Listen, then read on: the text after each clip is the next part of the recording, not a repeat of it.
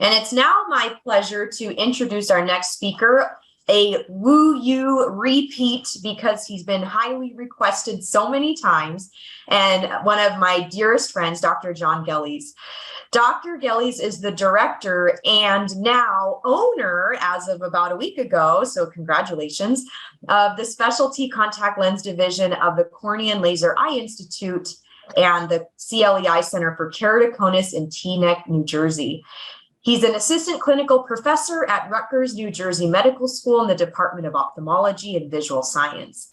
He's also an adjunct clinical professor at the State University of New York College of Optometry, Illinois College of Optometry, and New England College of Optometry.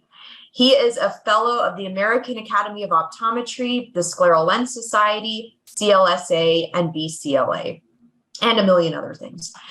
And not only is Dr. Gillies, he has a million accolades. He has some of the most letters after his name of most speakers that you'll see, but he's also a really cool, fun, and laid back person. So thanks, Dr. Gillies. Excited to learn from you. Thanks. Oh, yeah. So thank you, everybody, for being here today and joining us. I think that this is going to be a lot of fun. We got just some amazing speakers, and it makes a lot of my slides really, really quick to go through, which is going to be wonderful.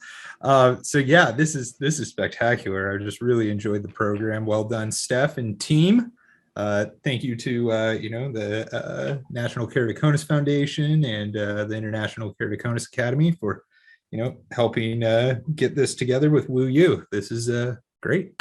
So let's jump in. I got a couple disclosures that are somewhat relevant to this. Most importantly being that an acknowledgement that we need to make, which is to Dr. Peter Hirsch, Dr. Stephen Greenstein, our individuals here at the Cornea and Laser Eye Institute, Dr. Greenstein, my partner here, and Dr. Peter Hirsch, the founder. What we have is he was the principal investigator and medical monitor for the FDA clinical trial that led to the approval of the iLink system. So we'll give a little bit of background on this. This will be my version of the definition. I know you've heard this about 9 different times, but really the one thing that I want to add to this is keratoconus is mostly a loss of the biomechanical strength of the collagen in the cornea, which leads to that progressive focal thinning, steepening, and irregular corneal topography that we see, and obviously the highly aberrated vision that goes along with that irregular shape. When we look at this, Mitch did an absolutely spectacular job on this, so I'm not going to spend much time on this, but there are a lot of associated diseases with it, genetic conditions that are associated with it, and then modifiable risk factors such as eye rubbing, but also a positive history of keratoconus that you want to look out for these individuals. And we know that the prevalence is significantly higher than it was classically reported. And we know that if we go to individual small cohorts and isolated populations, we can see even higher prevalence than what we saw. So why does this matter? Well, it matters because it's telling us that keratoconus is more frequently found than we once thought. So before we go into cross-linking, we really need to understand how a normal cornea works. First, we got to really understand, how does a corneal structure look, and what does that structure do for an individual to be able to create, a normal dome-shaped cornea. So if we look at the cornea, essentially what we have is a helix of the collagen fibers, and then those come together to make microfibrils. Those microfibrils come together to make fibrils, and then you put all the fibrils together, and those create lamellae, so just bands or belts of collagen that go across the cornea. And there's natural crosslinks that exist within, obviously, the molecules, between the glycosaminoglycans, in between the fibers, all these various different places to keep the collagen structure strong. If we look at the center of the cornea, there's an orthogonal kind of lattice work of these lamellae in the center. And if we look at the circumferential area around the periphery of the cornea, it's like an interweaving that you're going to see. Now, also, if you go depth-wise into the cornea, you're going to see that there's more interweaving in the front and more lamellar stacking in the back. And that's what's going to give us kind of that strong anterior cornea. Think about the strengthened Bowman's layer, right? And a weaker posterior cornea. So I like to think of it like this. I love food, so we're going to make an analogy here. Center of the cornea, like the lattice work on a pie. If we look at the interweaving around the limbus, we're kind of, or the peripheral cornea rather, we're kind of looking at, the way that you would have a nice interwoven hash brown, right? So if we look at the rest of our background, looking at normal corneal biomechanics, we can look at a couple different instruments that are used to be able to look at the strength profiles of corneas. So Scarcelli's work works with a instrument called Breon Microscopy. What Breon does is it looks at photon shifts within a tissue to determine the modulus or the strength of a cornea at a focal point. So what we are showing here in this graph off to the left side in the blue box is that in multiple different points around a normal cornea, we have a pretty homogeneous strength profile. You can see that it's pretty similar in any one of those points. And if we look at the study on the right, this is PJ Dupes' work out of Cole Eye Institute. And this is looking at optical coherence elastography. What we're doing with this is we're creating some stress strain on the cornea by using a almost like a confocal microscope where we come into contact with the cornea, we put a little pressure onto it, and we watch the displacement of the cornea as we're applying that little bit of pressure. And what we can see is that by tracking the keratocyte movement within the cornea, we can see that the front of the cornea and the back of the cornea move at a little bit different rates, indicating that one portion of the cornea is stronger than the other. And just like we would expect, the blue portion of the cornea, the anterior portion of the cornea here, has a stronger profile, so a steeper slope, and the posterior portion of the cornea, the orange profile in that graph, has a flatter slope. So when we look at that, there's obviously a bifurcation of the corneal strength, indicating that it's stronger in the front, weaker in the back, just like what we talked about. Now, if we go into keratoconus, what happens in the keratoconic cornea? Why do we get a weaker cornea out of this? Well, one of the things that happens, and a lot of this is Keith Meek's work, as well as some of Jamie Jester's work in this. And what we're looking at is if we look specifically at these micrographs, we can see that in a normal cornea, we have a whole bunch of these lamellar insertions in the Bowman's layer. You can see that on the normal image on the bottom left. But in keratoconus, we lose those insertions. The other thing that we note is in the images off to the right, this is looking at lamellar density of a cornea. And you can see in the normal cornea above, it's a more homogeneous sort of lamellar density. But if you look at the keratoconic cornea, you can see that loss of lamellar density. And what we end up with as well, and this is done by the genetic studies that have been out there, as well as doing various different tests on pathophysiology here of corneas. But we also see decreased LOX activity. So lysyl oxidase, which is a enzyme within the cornea that helps to create natural crosslinking. And this is downregulated in individuals with keratoconus. Now, if we go back to those same biomechanical tests and we compare the normal cornea to a keratoconic cornea, this is what we're going to see. So if we take a look at the left images, this is again Scarcelli's work with the Breon microscopy. What we're seeing is in the area of the cone, in that blue circle, what we can see is that the cornea loses that strength that it had before in the normal cornea. However, if we look at the cornea outside of the cone area, where the pink circle is, the cornea is going to have more normal looking corneal strength profiles. So this is indicating that the weakness in keratoconus is more focal within the cornea. The other thing that we're going to look at is now Dibs' study again. We're going to look at the keratoconic cornea in the pink this time, the pink box. And what you can see is there's a loss of the anterior corneal strength as well. You can see that this cornea is more homogeneous front to back. So it's weak in the front and weak in the back. And this is more classically found in keratoconus. So if we look at this, what we're seeing is that the cone is weak that the keratoconic cornea is weak in the cone region and weak in the anterior cornea. And that becomes very important when we start talking about corneal collagen crosslinking. Another way for us to actually visualize these changes, though, is with high-speed shine flood camera imaging.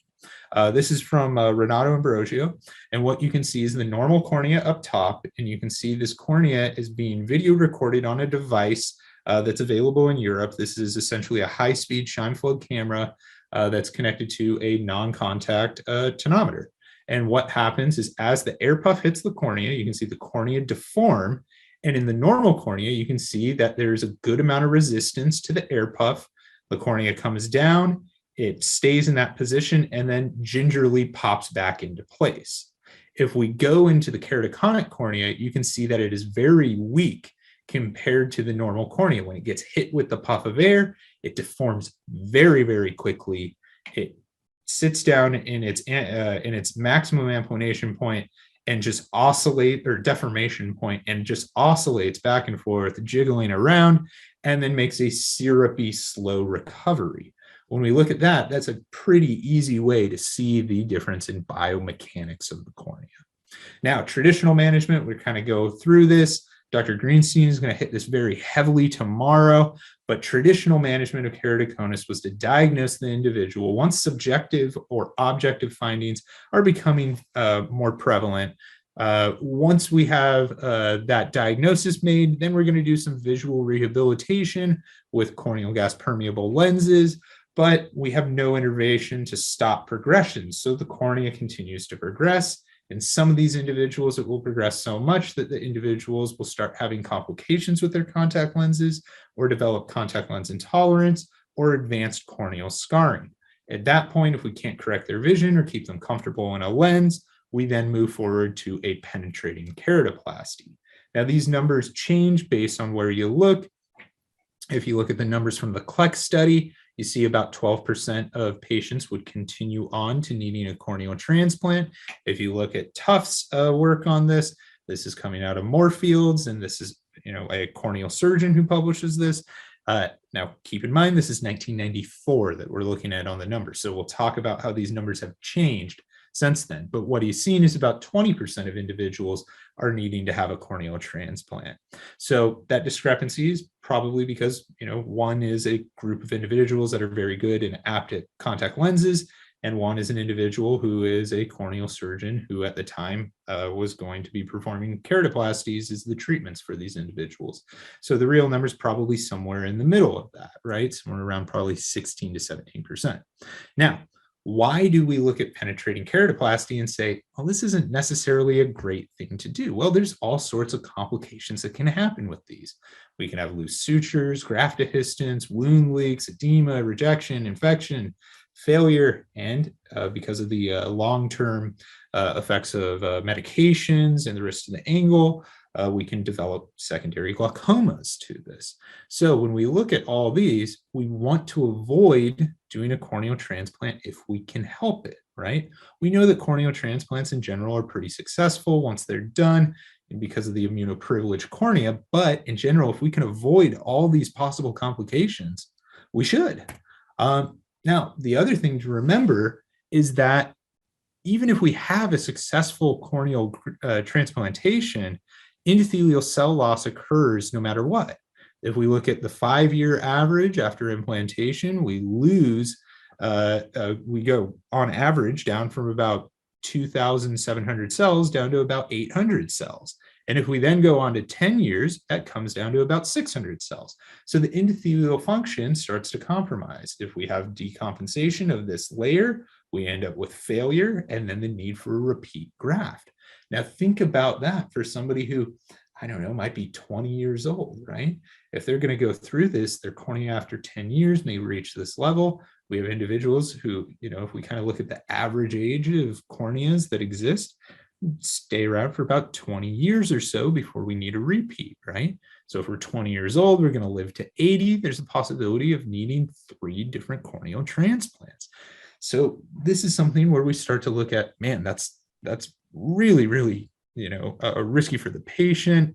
It's not what any surgeon really wants to do for an individual. And we also have the other side of this, which is that there is a cost to these procedures, right? And they're pretty high.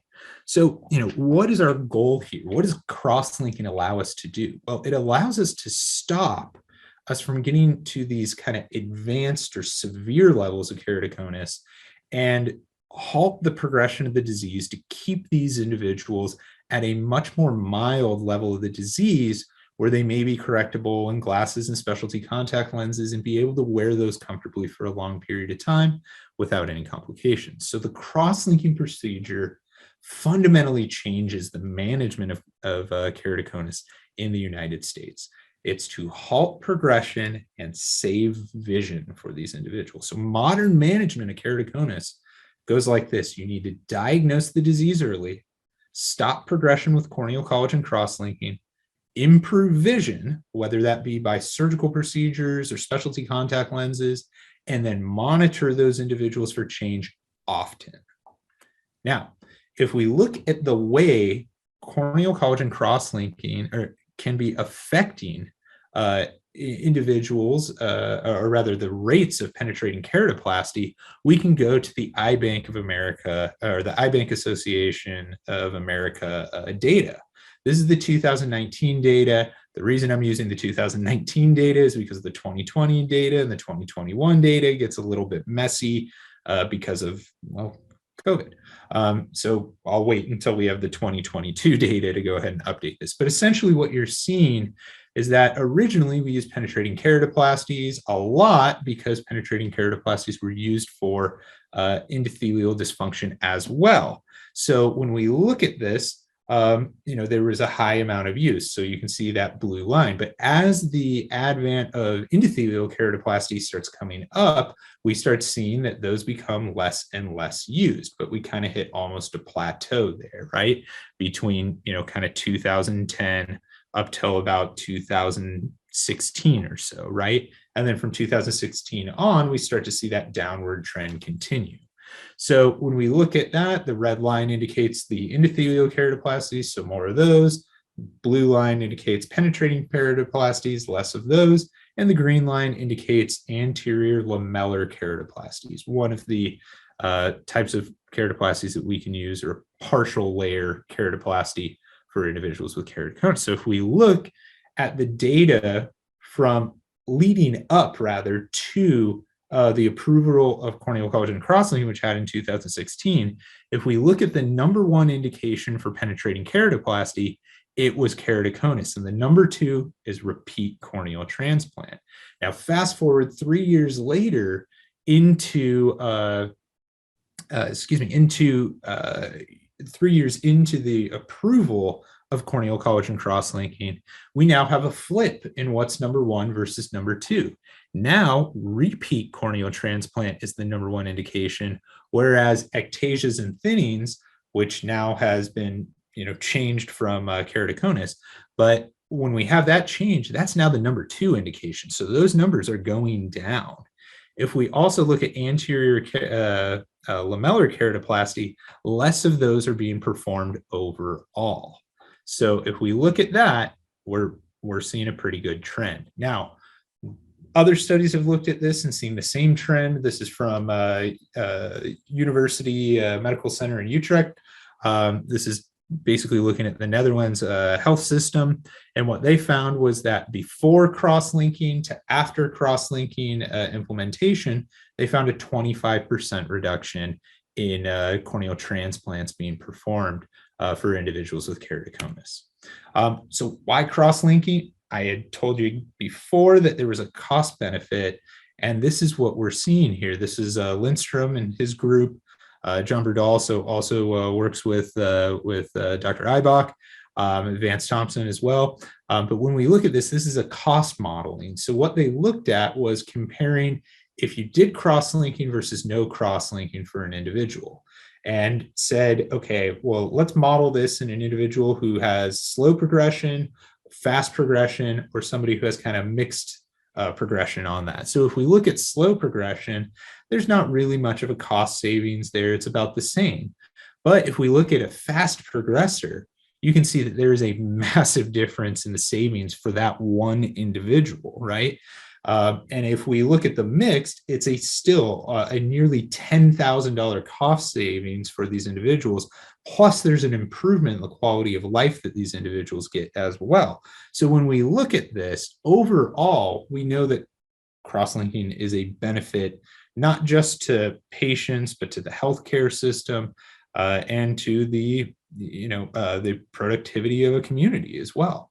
So let's look at cross-linking origins. Where did cross-linking come from as an idea? Well, this comes from the University of Dresden in Germany. Sproul and his group looked at, how do we increase the strength of a cornea?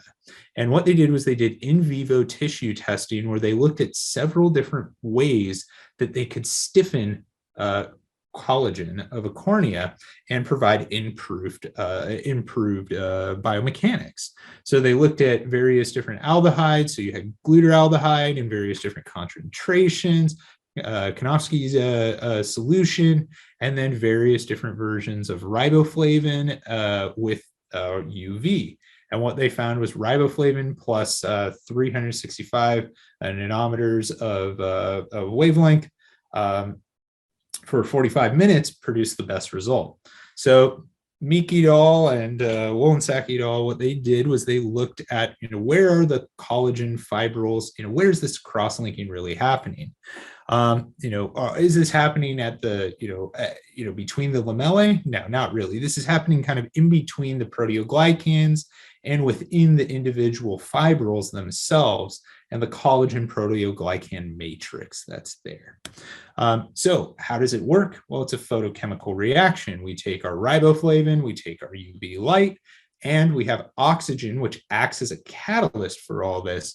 And when we look at this, what we create is covalent bonds, which strengthen the cornea. This is the actual chemical reaction that we're seeing within the cornea. Essentially, we're getting, type 2, type 3, and type 1 sort of free radicals of oxygen that are creating these bonds.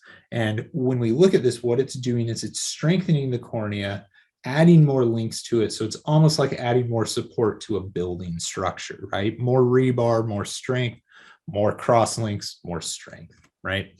So there was a study, the original seminal study, this is Wolensack's work with Theo Seiler as being one of the godfathers of cross-linking. What this was a prospective study. They took individuals who were progressive preoperatively and went ahead, treated them, and postoperatively, they found regression of these individuals. So you can see preoperatively, they were progressing in their K value to 1.5 diopters over that period of time, whereas afterwards, they showed 2 diopters of regression, so flattening of the cornea. So now we're going to talk about cross-linking and how it stands in the United States. The FDA approved the iLink system back in April of 2016. This was actually an in vitro clinical trial. In vitro was subsequently acquired by Glaukos, and thus the rebranding of the procedure to the iLink procedure. What we have is the KXL system, which is essentially the UV light, and then 2 different formulations of riboflavin. One, Photrexa viscous, which has dextran included in it. When we look at this, it's important to acknowledge that this is a system. This is not just a a drug on its own. It is the drug plus the device that comes together to make this treatment. So the labeling and indications for this: progressive keratoconus and post-refractive corneal ectasias. The age range in the clinical trial was 14 to 65. So that's what's on the labeling. Also, it was a epithelial off procedure. So who gets corneal collagen crosslinking? Obviously, the labeling says individuals with documented progression.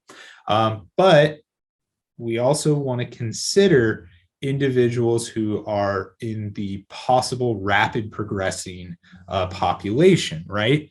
In the pediatric population, if you're showing keratoconus at a younger age, if we look at the CLEX study even, if you're showing keratoconus at a lower age, you had more of a possibility of moving forward or getting more advanced disease to the point where you would need a penetrating keratoplasty.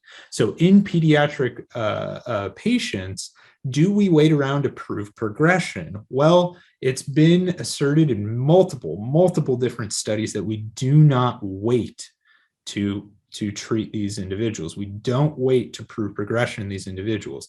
I was so thrilled to see on that poll that the individuals listening to this lecture today are not waiting when they have a diagnosis to refer for corneal collagen crosslinking. I think that's spectacular.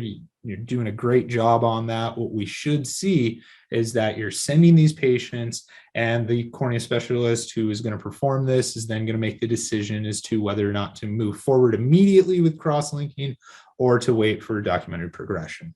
Now, what do we need for following these patients? Well, we need to establish our pre-op measurements, right? So for these, what are the important pre-op measurements? Well, obviously tomography and topography, but other things that can be very helpful. And the reason I'm going to stress these baselines is because documenting these baselines can help you for documenting progression, which then will help you get a individual insurance coverage in many cases. So uncorrected, best corrected visual acuity, refraction, slit lamp findings, but tomography and topography are going to be your most important. Now, pre-op considerations for these individuals, right? Contact lens wear. For those individuals wearing a corneal gas permeable lens, may want to discontinue contact lens prior to collecting your baseline so that you can avoid errors due to corneal warpage. Now, having a patient with keratoconus out of a lens can be logistically very difficult. We do this in the clinical trials, but typically in typical practice, we may or may not do this. It just depends on what the individual is going to be going through. Now, the other thing that we need to take into consideration is central corneal scarring. Corneal collagen crosslinking may make central corneal scarring worse, and it's important for the depth and location to be evaluated. In some individuals, this scarring is, not really a problem.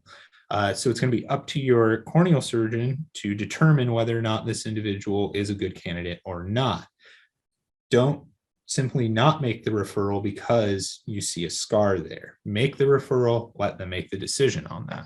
Now, if you have a confirmed history of herpetic keratitis, this herpetic keratitis may reactivate with corneal collagen crosslinking. So consider adjunctive oral antiviral therapy as a prophylactic for it. Now, you need to set expectations with your patients. This is the most important thing because patients have a misconception when they hear crosslinking and a treatment for keratoconus. They all think better vision. It is not for visual improvement. It is to prevent further vision loss. It is to strengthen their cornea so that things do not progress. Do not let your patients think for a second that the purpose of this is for visual improvement, because they will be very disappointed. It is to stop the progression of the disease. Let them know that their vision will be initially reduced. At the 1 month mark, things tend to be a little bit hazy in the cornea. We'll talk about that a little bit more, but you can see the image in the top image there. That is kind of a 1 month cornea. You can see how it is a little bit hazy in that central cornea in the front of the cornea. This is normal. It is a normal time course. This happens because of keratocyte repopulation within the cornea, and we'll talk a little bit more about that later. But the important thing is to let them know that the vision is going to get a little bit reduced for a period of time up until about the 1 month mark. Beyond the 1 month mark, it's going to continue to improve to about baseline or better. Now, when we look at contact lens wear, we can resume that or start that at about the 1 month mark very safely. Essentially, just look for smooth, illustrious epithelium and then move forward from there. Now, just because your patient has had cross-linking doesn't mean that they can disappear on you, right? So let your patients know that, hey, just because you have this treatment doesn't mean that you don't have the disease anymore. It means that we need to continue to follow you, and you're unlikely to continue to progress, but we need to monitor you. And if you do progress, we can go ahead and go back and actually re-cross-link an individual. A couple documented cases on that in the literature.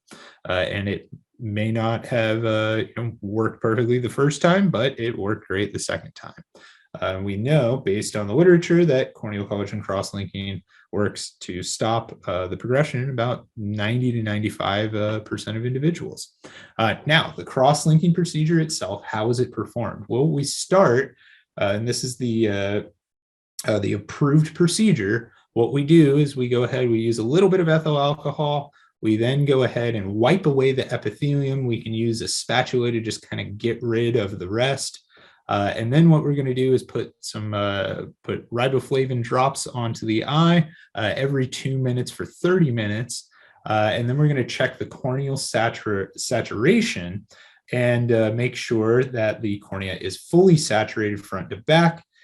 If the cornea has thinned because of the dextran laced riboflavin, we'll then move to the hypotonic version of the riboflavin, just flat out Photrexa.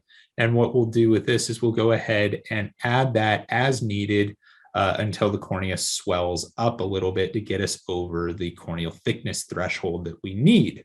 Then what we'll do is we'll go ahead and illuminate the cornea for 30 minutes. This UV exposure will last for that period of time, and will continue drops every 2 minutes during the UV exposure. After the procedure, what we'll do there down in step 5 is we'll go ahead, rinse the eye with a little ice cold BSS, put a little steroid, a little antibiotic, and a little bandage contact lens onto the cornea, and then they're good to go. So the early post-op period is very similar to PRK. At 1 day, what we're looking for is the presence of a bandage contact lens with an underlying epithelial defect and no gross complications. We shouldn't be seeing infiltrates or anything like that.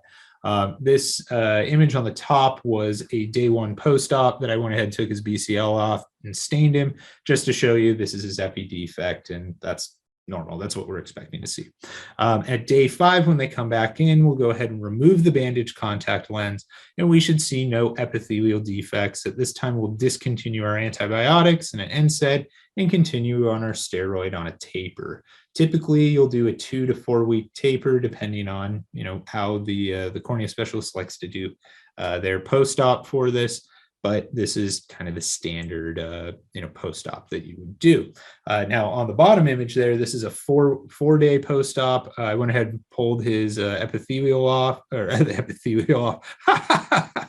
No, that'd be a bad day. I pulled his bandage contact lens off and put a little stain in there. What you can see is some light punctate on the cornea, but there's no frank epithelial defect. In this individual, what we did was just a lot of artificial tears, and those epithelial defects, those epithelial punctate just go away over the next couple of days. In these individuals, you could or could not put a BCL on. As long as there's no frank defect, you're good to go. Now, the long-term post-op on this is the 1 month, 3 month, 6 month, and 12-month post-ops.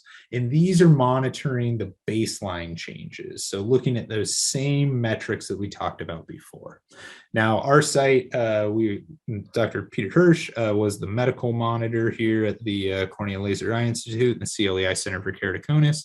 The clinical trial started in 2008. The design of this was a prospective, randomized, multi-center controlled clinical trial. This is the pivotal clinical trial. So the treatment group gets the cross-linking procedure that we just talked about. The control group received riboflavin alone without any epithelial removal, and then just sat under the light without it being on. So sham group for you. So what we got was approval in 2012. And what we looked at for our metric of efficacy was the change in the point of maximum keratometry of the individual. So in the treated group, they flattened by about 1.6, 1.7 diopters in the treated group, and in the control group for keratoconus, they progressed 1 diopter. If we looked at the ectasia group had a little bit less flattening, about 0.7, and in the control group, they worsened by about 0.7 as well. So if we look at that, the Kmax difference between the treated and control group was 2.6 diopters in the progressive keratoconus group, and in the corneal ectasia group, the mean difference was 1.4 diopters. So this met the efficacy criteria for the clinical trial. Now, what's the kind of summary? What do we need to know about this? Well, basically what we see in these individuals is everything that we measured here: haze, visual acuity, keratometry, thickness, all that gets a little bit worse at the 1 month mark, but it all continues to get better and gets to about baseline, and sometimes even better than baseline as we go forward. So let's look at the Kmax change, right? At the 1 month mark, we actually see the cornea steepen a little bit. And then from month 3 all the way to 12, we start to see that the cornea becomes flatter and better than baseline. Why does this happen? Well, Dr. Eibach talked about this earlier, but basically what we're seeing is this could be the response of epithelial remodeling. So just like he was saying, you have thinning over the apex of the cornea and thickening around the base of the apex. What we can see here are epithelial maps in the center, and off to the right is the corresponding topography for these individuals. And what you can see is that the epithelium is thin over the apex in the pre-op.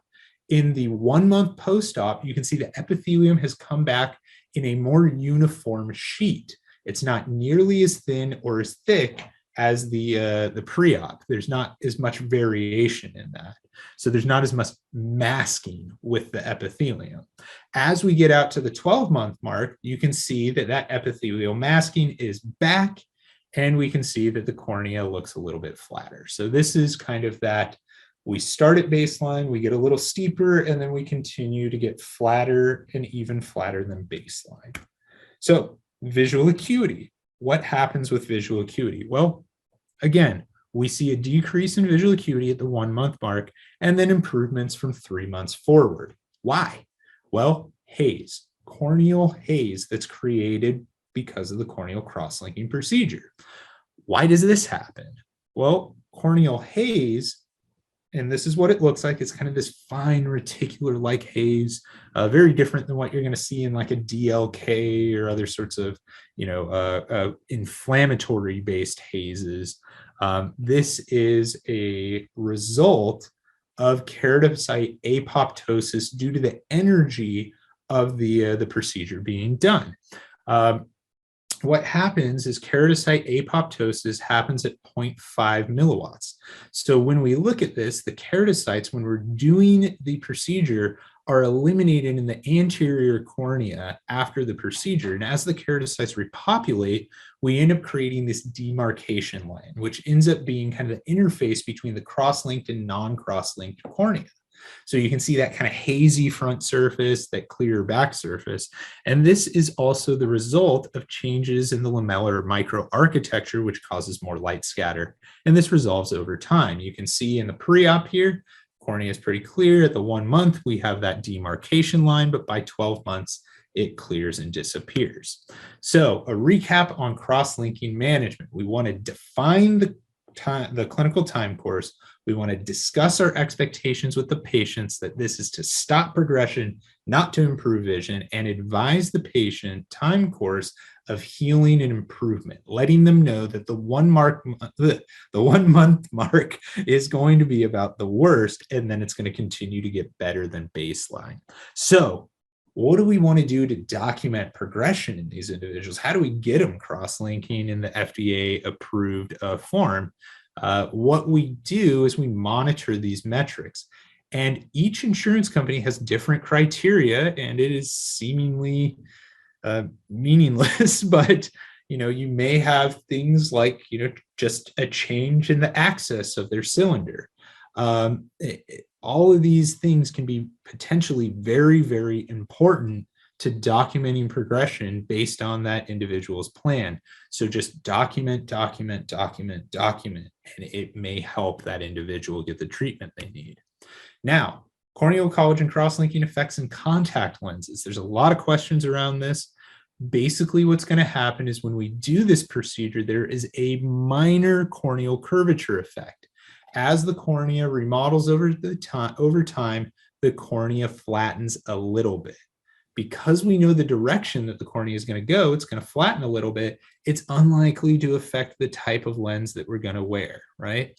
So if we look at this, the images there, the yellow line indicates the preoperative cornea, the red line indicates the postoperative cornea, and you can see on this, and this is over the apex, you can see that there's virtually no change. This would be clinically insignificant to your contact lens fit.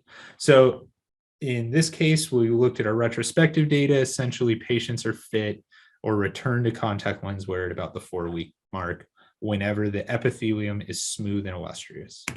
So we recently did our 10-year FDA trial patient follow-up. So we looked at 10-year retrospective data, or excuse me, this was actually a prospective. We had patients come in for their 10-year evaluation, and we looked at these individuals to see what their stability was over that 10-year mark. When we looked at the keratoconic individuals and we used the Bellin ABCD progression analysis, this artificial intelligence method of looking at multi-metrics, we saw that 93% of individuals with keratoconus were stable after 10 years. If we look at the ectasia group, it's a little bit less than that, about 64%. But those individuals, because the disease tends to be a little bit more unstable, what we need to do is educate these patients that they need to be coming in for more frequent follow-ups.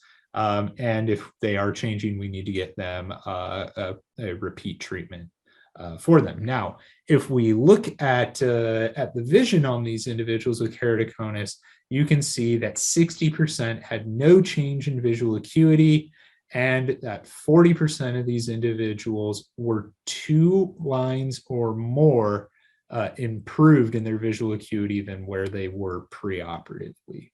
So very, very compelling data, over 93% successful at getting stability. So we know cross-linking works. So the question then arises, how could we make cross-linking better? Let's make a wish list here, just like this amazing wish list that I found online. Just a 10-year-old asking for a cool $4,000, some Gucci slides, and a whole bunch of Mac. So if we look at this, how can we make cross-linking better? We want faster recovery, less postoperative pain, less potential for an infection, right? We had 1 infection in the cross-linking trial, mostly probably due to an individual who was not using their drops correctly, but there was 1 in there. And if we could eliminate the potential for an infection, that would be great, right? We want less wound healing effects, faster procedure, right? An hour of time to do a procedure is a long period of time. So if we can make that shorter, great. It'd be less taxing for the patient and faster for the surgeon, right? More visual improvement, and maybe we could treat more focally the area where the weakness is of the cornea, right? So remember how cross-linking works. It's a photobiochemical reaction. Oxygen, riboflavin, UV. Well, how could we make it better? We could modify these, right? And we can modify the way that the treatment is delivered.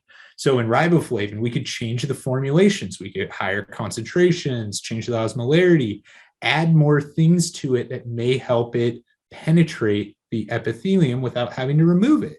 Delivery could be a little different. We could use charged ions to fire the medication into the cornea and iontophoresis.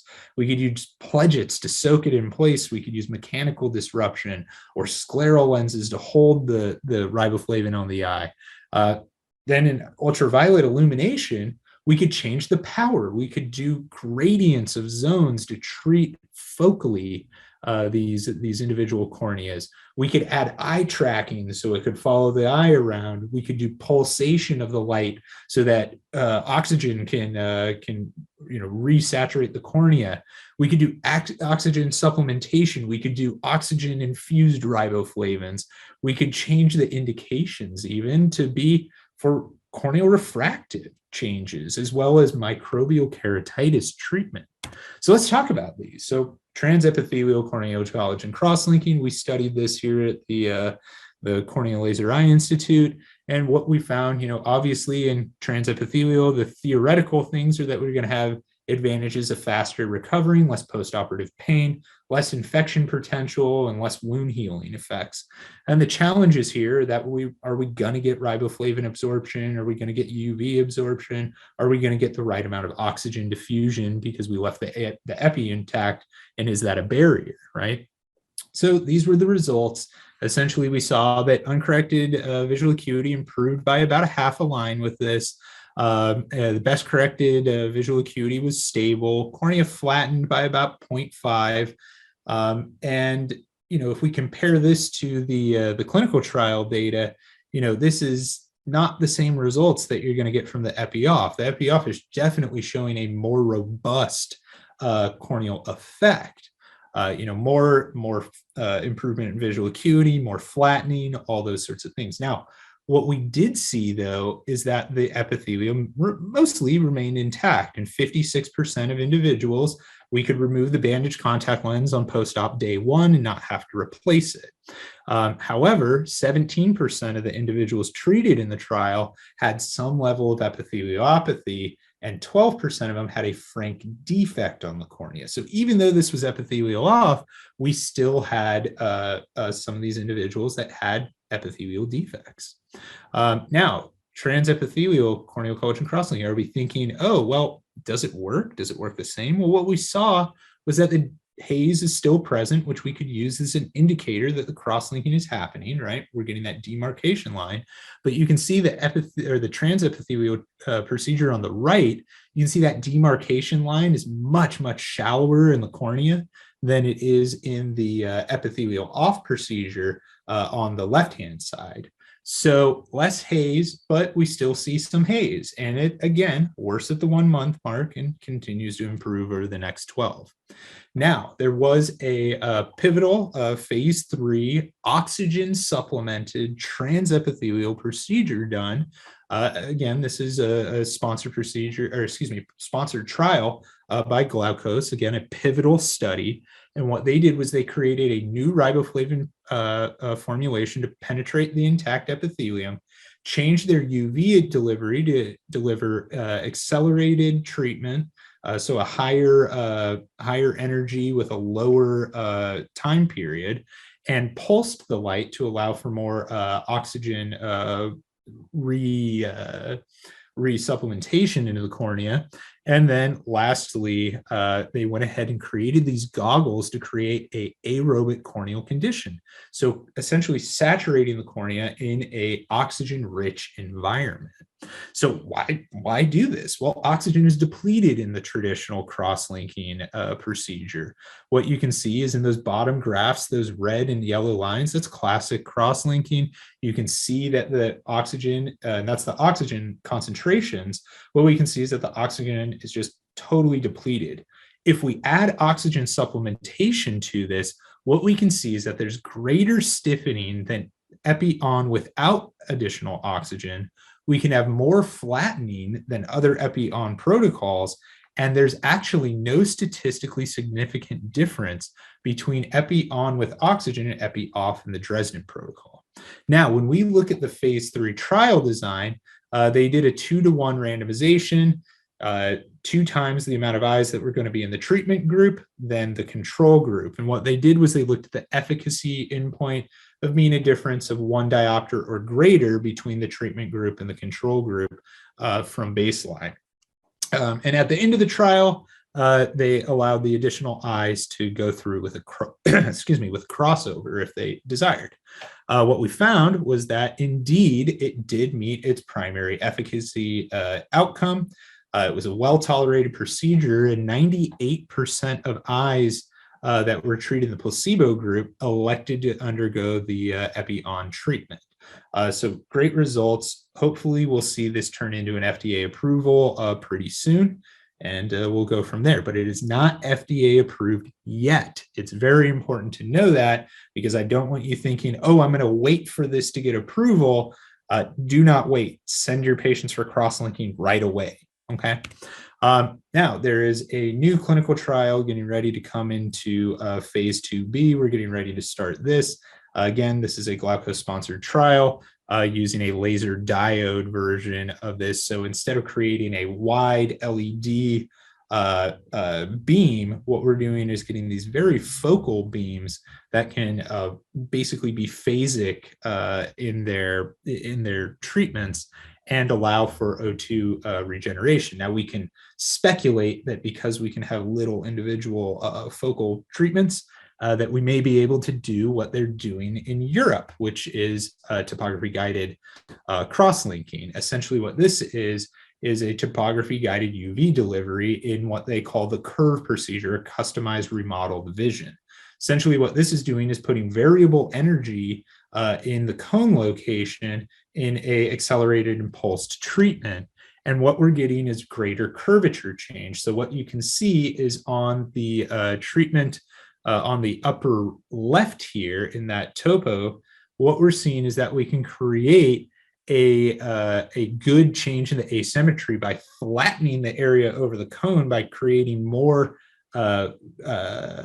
dense treatment over the cone, more biomechanical strength there, and we get a subsequent superior area of steepening, which essentially creates a normalization. So if you had a cornea that was bulged and protruded down below, and we tighten up the biomechanics down here, and we bring the front or the superior cornea forward, we get a more round or normal domed corneal shape.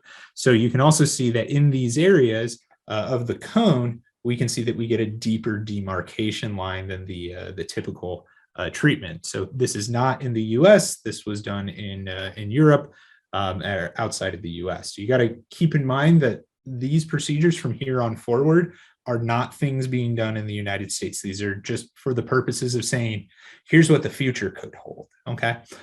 This is cross-linking based corneal collagen, or excuse me, scleral lens based corneal collagen cross-linking. What they're doing is filling a reservoir of a scleral lens with riboflavin, putting that on the eye to let it soak into the cornea. And then you have a UV immunity matrix inside of the scleral lens that can go ahead and illuminate onto the cornea. And this can work despite an individual's movement because it's on the eye, and can work in open and closed eye situations. Now, there's also an ultrasound sensor in this, which can give real-time elastography. And there was a phase 1 study outside of the US, and what we saw was positive results in these individuals. We saw that they did, in fact, flatten after this procedure. Now, what about thin corneas? Like before, I was saying, well, you know, we want a cornea that's about 400 microns before we apply the corneal collagen cross-linking procedure. So let's say we have a cornea that's soaked in riboflavin, which is why it's yellow in this image, and we're applying our UV to it. Well, the energy that's created there, that 3 milliwatts, as it creates its photochemical reaction, it's killing those keratinocytes as a side effect of the treatment, right?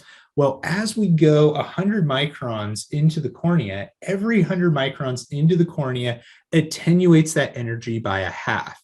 So we're 3 at the surface, we're 1.5, 100 microns in. At 200, we're about 0.75, and about 300, we're about 0.37 or so. At 300 microns, the energy is now dissipated enough that it will not damage the endothelium. So if we're in that 300 micron anterior area, we're in the danger zone. But if we're in that posterior area beyond that 300 microns, our epithelium is safe. That is what we can consider the safety zone, right? And there's been some recorded cases where, you know, we've damaged endothelium because of getting this reaction too thin of a cornea, right? That's why on the labeling, we say we want to get that cornea up to 400 microns, which is to give us that buffer layer, right? But when we say 400 microns intraoperatively, that doesn't mean don't send your patients with thin corneas. Send them. There are different techniques that we can use. There are also important things to remember about this, which is that you can use that hypotonic riboflavin to swell the cornea back up. So if you had an individual who was, you know, 350 microns, your doc may say, hey, you know what, they're actually fine for this. I'm just going to swell them during the procedure. So if we look at this, we actually tested exactly this. Dr. Hirsch did this one. This was using hypotonic riboflavin, so that just straight up Photrexa formulation without the dextran in it to swell up the cornea. This hypotonic obviously swells the cornea up. So if we use the dextran, we get some substantial thinning of the cornea due to the dextran being a hypertonic. And in this, using the hypotonic, we can kind of swell the cornea up. And this provided improved thickness stability during the procedure and also had no statistically significant difference on the outcome. So kind of a cool thing. But then there's other treatments for thin corneas that we could do. Obviously, we talked a little bit about trans-epithelium and how its demarcation line was much shallower. But this is one where they were using a non-UV blocking contact lens soaked in riboflavin, putting it on the cornea to act as a buffer or additional artificial thickness, and use that to perform the cross-linking through.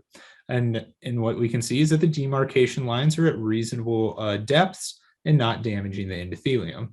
The other one that was kind of cool was the use of a smile lenticule. So if we remove the tissue lenticule from an individual undergoing a smile treatment and lay that lenticule on top of a cornea with keratoconus, we can soak through that and technically add a little bit of corneal thickness temporarily so that we can get the demarcation line where we need it within the cornea. So kind of a fun one there. Not very practical, especially because tissue banking in the United States would never allow for this. But you know, it is something practical, or rather interesting. So if we look at this, this is probably the most important version of this, which is Hafizi's protocol on this, which is what he calls the sub 400 protocol. And this is individualizing the treatment based on the individual's thickness. So what we were talking about before is we can kind of change the the procedure around. We can shorten the procedure and accelerate the or increase the energy to keep the same overall energy there. And what we can do is shorten procedures and get the same sort of effect. However, in the sub 400 protocol, what we're going to do is we're going to keep that energy low, and we're just going to modify the time in this. So essentially, you can almost think about this like cooking a steak, right? If we do low and slow on it, or doing your brisket, your barbecue, whatever, if we do low and slow, right, we can get gradual changes throughout the cornea, right? So we can bring that that demarcation line down, and he's basically created a kind of corneal cookbook, if you will, of time to be able to get the right depth of treatment in an individual with a thin cornea. So you can see at a 200 micron individual, you're only going to use 1 minute of UV irradiation, whereas somebody who is 300 microns, you may only use 7 minutes of time of illumination there. Now, another one is laser guided cross-linking. This is using a trans-epithelial PTK to create a focal epithelial removal over a cone. And this is kind of guided by the epi maps. So you're looking at the area where the epithelium is the thinnest, is kind of your breakthrough point. This is a case that we did in our office. You can see that this individual has flattened quite a bit. And you can get essentially a greater curvature change by creating a more focal cross-linking effect, essentially just de-epithelializing the area of the cone. Now, here come the new applications of this. Could we do this for refractive change? We've seen that even though this is not the purpose of corneal collagen cross-linking, corneal collagen cross-linking is for stopping progression, but we do see that the cornea flattens. So could we use this as a treatment for refractive changes in normal corneas? Could we use it to change myopia, hyperopia, astigmatism, treat all of these sorts of things? And indeed, we can see some changes here. This was a prospective evaluation of using what they call Pixel, which is photorefractive intrastromal cross-linking, and that uses patterned focal UV. And you get a small zone, high energy, and you can treat a little bit of myopia in this this clinical study here. So this is again something that's being studied. What about a different version of cross-linking? Could we use different agents? Well, this is what RGX was looking at. This is rose bengal and green light. It's much weaker than riboflavin and UV, and you can see in the images off to the right that the riboflavin and the UV, or excuse me, not the riboflavin, the rose bengal and the green light are really only creating a very surface sort of change. They're getting less keratocyte disruption and a shallower demarcation line, but this might be an application in very thin corneas, right? They also looked at biomechanical changes, and you can see again, another one of Scarcelli's group's work with Breon, that just the very anterior cornea is getting an increase in biomechanics with RGX.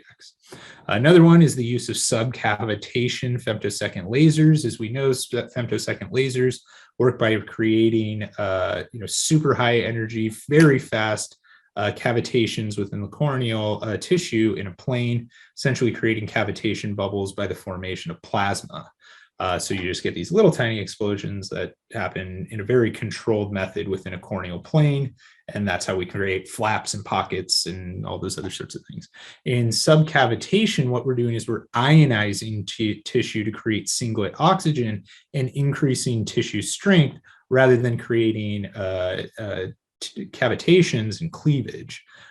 In this case, we would use no photosensitizers, and we would have exact focal treatments in these individuals. So this is Sinsa's work over at Columbia. And what we can see here is he has the untreated corneas up top. You can see that they have kind of a homogeneous stress strain profile. And then what he does is use the laser to treat half of them.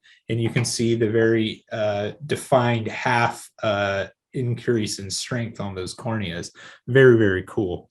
The last one is a different use of current corneal collagen cross-linking, and that is for the treatment of microbial keratitis. And this is called PAC CXL, which stands for photoactivated chromophore for infectious keratitis corneal collagen cross-linking.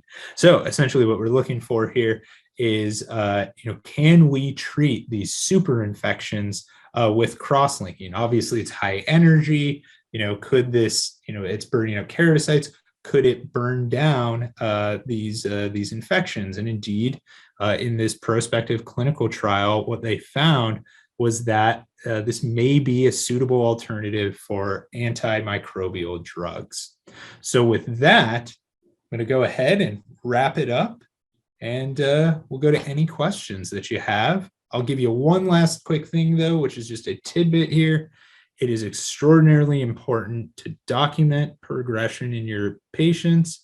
Make sure that you're documenting as much as you can.